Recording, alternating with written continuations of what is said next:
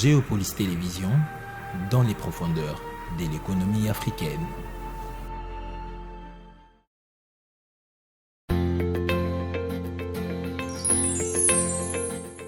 Tout de suite.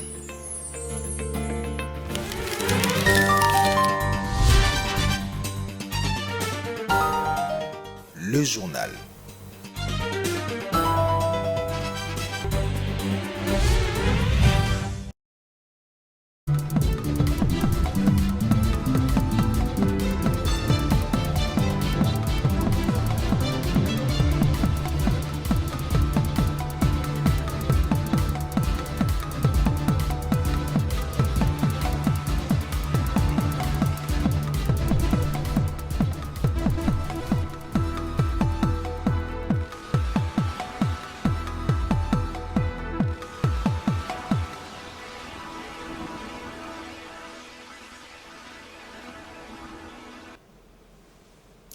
Bonsoir à tous et bienvenue à cette session d'information. Madame, Messieurs, voici les titres de l'actualité de ce mardi 27 décembre.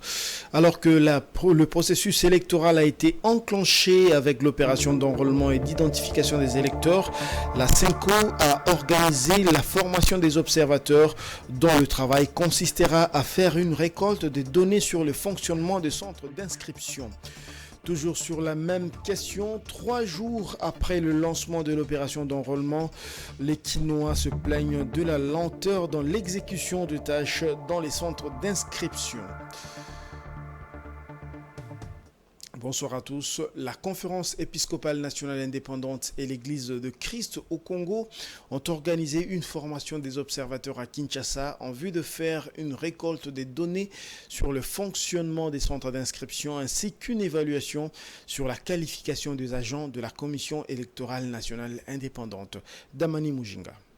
Afin de s'assurer du bon déroulement du processus électoral, les églises catholiques et protestantes se disent prêtes à accompagner la CENI par les biais d'une formation des observateurs qui avait été lancée par le porte-parole de l'ECC, le pasteur Eric Tsenga. L'objectif assigné à ces observateurs est de collecter de manière intransigeante des données de terrain, les analyser et en rédiger un rapport conformément aux différentes recommandations. Le révérend Eric Tsenga de l'Église du Christ au Congo estime que cette première étape est le début d'un nouveau tournant du processus électoral en République démocratique du Congo. La CENCO et l'ECC espèrent apporter des véritables réponses au processus électoral qui se passe déjà dans un contexte tendu. L'Église catholique et protestante tiennent à apporter une véritable contribution qui pourrait, à la mesure du possible, apaiser les esprits, mais aussi attirer ou reconstruire la confiance des uns et des autres. Pour les 3 aires opérationnelles, ces 2 confessions religieuses vont déployer 600 observateurs durant toute la période prévue pour les opérations d'enrôlement et d'identification des électeurs. À long terme, nous allons déployer 600 observateurs dans les 3 aires opérationnelles. Comme vous le savez, ce sont encore des observations qui vont se passer au niveau des centres d'inscription. Donc, à l'instant, nous allons commencer avec la première ère opérationnelle, mais du moins, retenez que c'est 600 pour l'ensemble de nos églises. La deuxième ère opérationnelle, qui comprend les provinces de Haut-Katanga, Olomami, Kasai, Kasai central, Kasai oriental, Lomami, Lualaba, Sankuru et Tanganyika, ainsi que la 3e ère opérationnelle qui regroupe les provinces des Bas-Ouélé, du Haut-Ouélé, de l'Ituri, du Maniema, de la Chopo, du Nord Kivu et du Sud Kivu entreront en lice respectivement en janvier et février 2023. Enrôlement des électeurs à Kinshasa, déjà la population se mobilise tant soit peu pour se procurer la carte. C'est le cas notamment au centre d'enrôlement Sainte-Anne dans la commune de la Gombe. Ici, les Kinois se déplorent la lenteur dans l'ensemble des opérations. Ils sont au micro de Patience Lokeke et Giscard Tamba. Ça s'est bien passé, mais il y a des couacs. Ils sont lents, très lents. Dans une salle, là, ils n'ont mis que deux machines, alors qu'il y a la population qui vient en masse. Et les machines, ils n'ont pas encore bien maîtrisé. Les machines déconnent. Des fois, il faut à chaque fois redémarrer la machine, la connexion et tout ça là. Donc, ça prend du temps. Bon, je suis là il y a maintenant, disons, 30 à 45 minutes. Bon, j'ai remarqué qu'il y a un désordre. On nous a donné des jetons pour qu'on puisse entrer à tour de rôle, quoi, selon l'ordre établi. Mais je remarque qu'il y a certaines personnes qui, elles, ne suivent pas l'ordre établi. Certaines viennent accompagner de policiers qui entrent. Et c'est ce qui a frustré certains. Mais moi aussi, je ne suis pas du tout content de ce qui se passe sur les lieux. Je suis arrivé ici, j'ai fait déjà plus de 2 heures du temps. Je ne suis pas encore entré. Je viens de recevoir mon jeton. D'après les gens qui sortent de la salle, ils nous disent que non, à l'intérieur là-bas, il y a beaucoup de gens. Et puis, il y a un petit problème qui se pose là-bas, celui relatif aux difficultés, c'est-à-dire aux problèmes techniques des machines. Donc, des fois, les machines s'arrêtent. Donc, il faut maintenant attendre à ce qu'on puisse redémarrer et continuer à travailler. Alors, ce qui me dérange, c'est que je trouve que nous sommes nombreux. Je ne sais pas comment on va faire. Parce qu'on arrête le travail à 17h, apparemment. Je demanderai au gouvernement, le travail qui s'est fait, c'est un travail important. Si, compte tenu le nombre de la population de la ville de Kinshasa, ce qu'on dit, d'après les estimations, c'est à 12 millions. Si on peut faire un effort de faire, dans chaque bureau, on disponibilise au moins 5 machines. Je pense que ça serait une bonne chose. Dans le domaine de la sécurité, contrairement à la rumeur qui a été répandue, les rebelles du M23 ne se sont pas emparés de Karenga dans le Massissi. Les FRDC affirment avoir le contrôle de la localité. Le lieutenant-colonel Njike Kaiko, porte-parole des FRDC, assure que l'armée reste vigilante et contient les assauts des rebelles. Suivez. Faux. Le M23 et alliés n'ont pas le contrôle de Karenga à Massissi. Constat du commandant 3e zone défense qui renforce par ailleurs le verrou des forces armées de la République démocratique du Congo qui, sur la ligne des fronts, continue de contenir les rebelles ayant tenté l'intrusion vers Saké dans le territoire précité, explique le lieutenant-colonel Njike Kaiko, porte-parole des forces armées de la RDC au Nord Kivu. Ils ont fait semblant, n'est-ce pas, d'abandonner Kibumba, qui n'ont pas vraiment abandonné, et ils ont amené tous les renforts vers ces coins et ils pensaient que ce sera facile. Mais vous venez de le constater que le verrou, il est très dur, le verrou des forces armées de la République démocratique du Congo. Donc c'est dans ce cadre-là que le commandant 3e zone de défense, le lieutenant-général Marcel Mbangou, a tenu lui-même à venir dans la zone. Il a réconforté les militaires et il a rassuré par la même occasion nos populations qui vivent dans cette zone. Le colonel Njike a un mot pour les habitants fuyant à cause de la rumeur répandue faisant état d'attaques à Kimoka. Réaction normale de tout être humain par rapport, n'est-ce pas, à un danger, c'est de se mettre à l'abri. Mais vous venez de constater avec moi que Karenga, dans sa totalité, est sous contrôle des forces armées de la République démocratique du Congo. Donc, c'est ici aussi le lieu d'appeler la population à ne pas se laisser emporter, n'est-ce pas, par cette guerre médiatique, par ce chantage que fait l'armée rwandaise et ses différents alliés. Ils sont en train de faire face à la puissance de fait des forces armées de la République démocratique du Congo. Et je vous rassure ici, n'est-ce pas, que nous allons les contenir dans leur position et ils doivent rentrer d'où ils sont venus. Le lieutenant-général Mbangou Machita Marcel, vous le savez, il est commandant 3e zone défense. Il a par cette occasion réarmé le moral des hommes alignés sur la ligne de front face à ceux qui, selon lui, violent les conclusions du sommet de Luanda. D'ici 2023, 100 000 personnes seront incluses dans le fichier paye de la fonction publique. C'est le vice-premier ministre en charge de la fonction publique Jean-Pierre Liao qui l'affirme lui-même. Maryse Boleli pour plus de détails.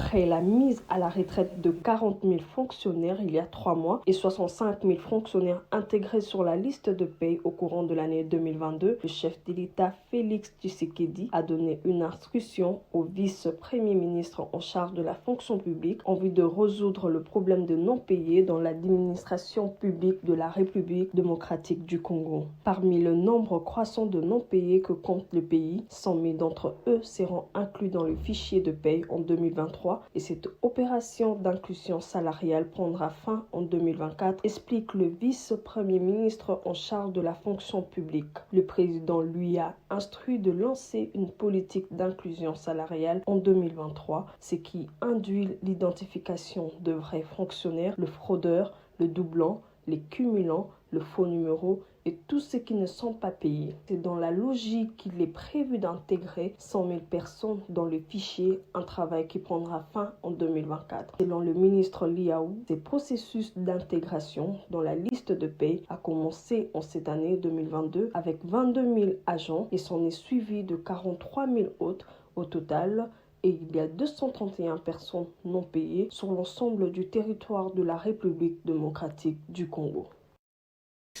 Le modèle économique de la République démocratique du Congo reste encore fortement dépendant du secteur des ressources naturelles, un héritage de l'époque coloniale avec une forte spécialisation dans le secteur minier. La part de ce secteur dans l'économie reste significative et encore en progression. En 2022, par exemple, beaucoup d'actions ont été posées par le gouvernement Sama Lukonde pour booster la contribution des ressources naturelles au budget de l'État. Dieudonné Boinali.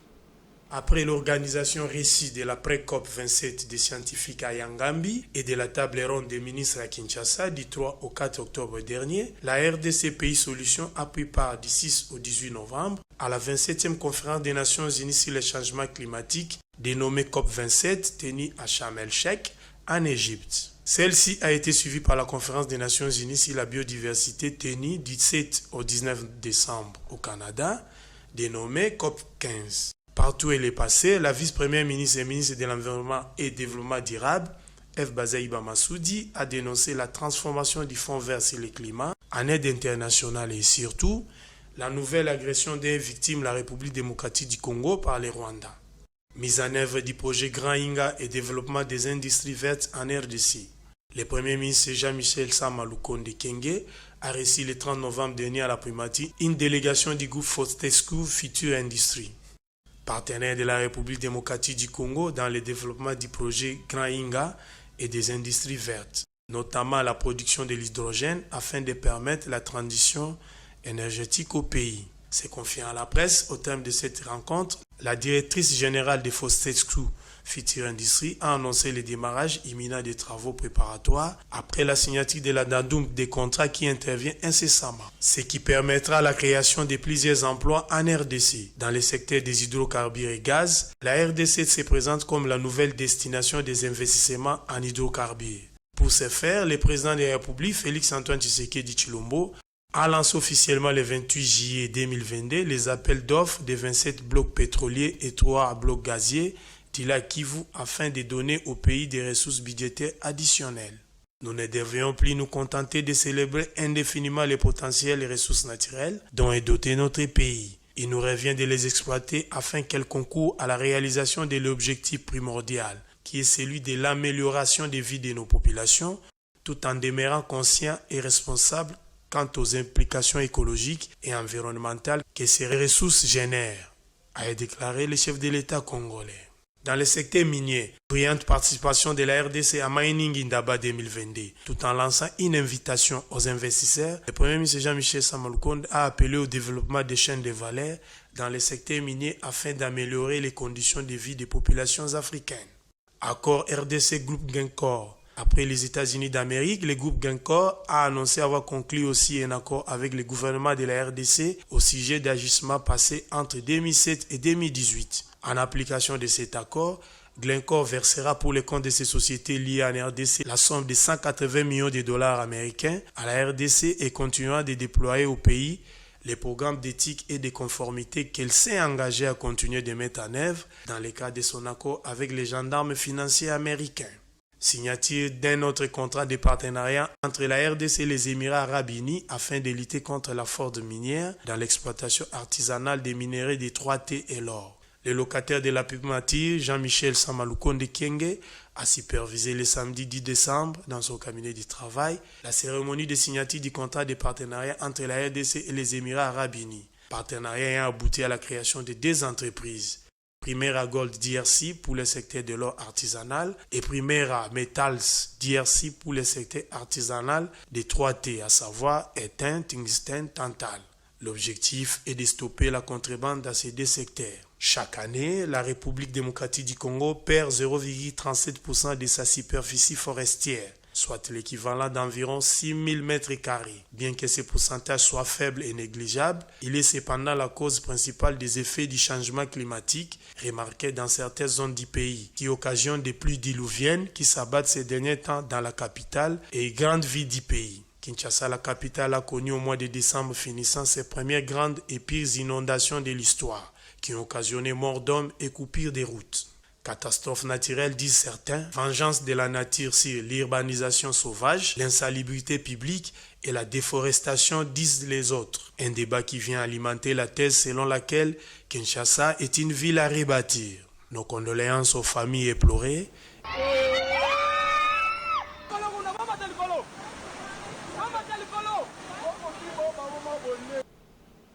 Cela fait plus de 45 jours que la route Kimwenza est impraticable.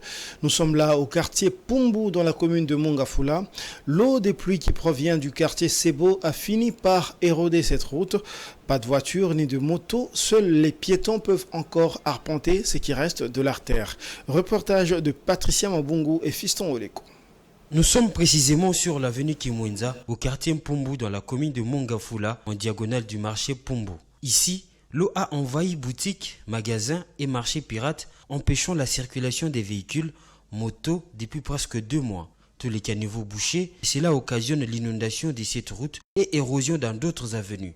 Selon la population, cette route n'a pas été bien construite. Cette situation n'a pas laissé indifférents les notables de ce coin qui, à leur tour, sollicitent l'implication du ministère des Infrastructures et les autorités, car selon eux, la non-canalisation d'eau des pluies qui provient du quartier Sebo était à la base de ce calvaire. Voilà, donc nous sommes inquiets aujourd'hui de voir que la pluie a fait des énormes dégâts. Alors, vous allez voir que de l'eau qui stagne ici, c'est depuis qu'on a le quartier Sebo qu'on a de l'eau ici.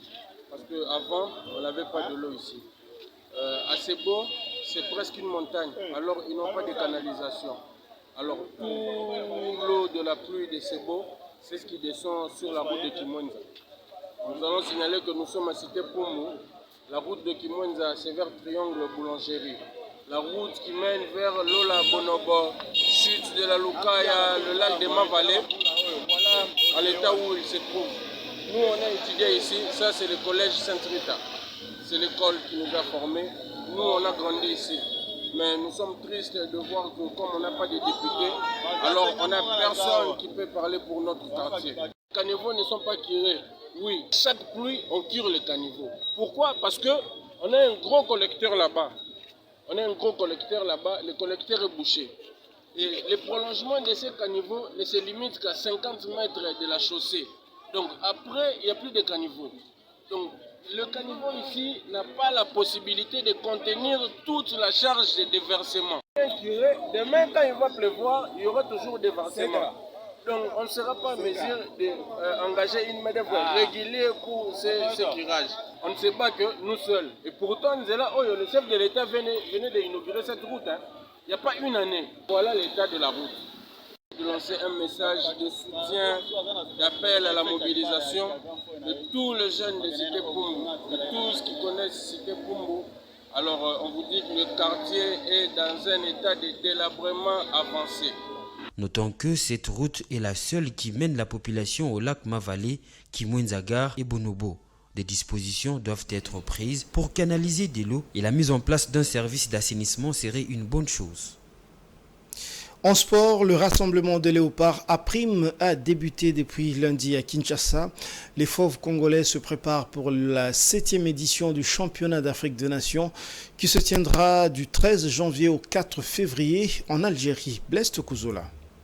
Le rassemblement de léopards à prime de la République démocratique du Congo, en prévision de la participation à la phase finale de cette compétition, a bel et bien eu lieu ce lundi 26 décembre à l'hôtel Campo dans la commune de la Gombe, à Kinshasa, sous la supervision du sélectionneur principal Otis Ngoma Kondi. 21 joueurs sur les 39 convoqués ont répondu présent, à l'exception de joueurs de l'SV Club, du tout-puissant Mazembe, du FC Blessing et de Sa Majesté Sangabalende qui arrivent ce mardi 27 en provenance de Lubumbashi et Mbuji-Mayi. Une première séance d'entraînement, d'évaluation physiologique et technique a eu lieu ce mardi 27 décembre à 6h au stade de Martyrs. Ce stage local de 5 jours permettra au staff technique de concocter la liste définitive de 28 joueurs retenus pour le CHAN algérien. Sauf imprévu, la délégation de Léopard à Prime quittera Kinshasa le 2 janvier 2023 en direction de Tunis où ils vont parfaire leur préparation avant l'entame de la compétition. Ce stage de Tunis sera ponctué par 2 matchs amicaux de fixation le 5 et 8 janvier devant respectivement le Mali et le Soudan. Rappelons que la liste des 28 joueurs sélectionnés pour ces CHAN sera publiée le 1er janvier 2023. Place à présent à l'actualité en dehors des frontières congolaises.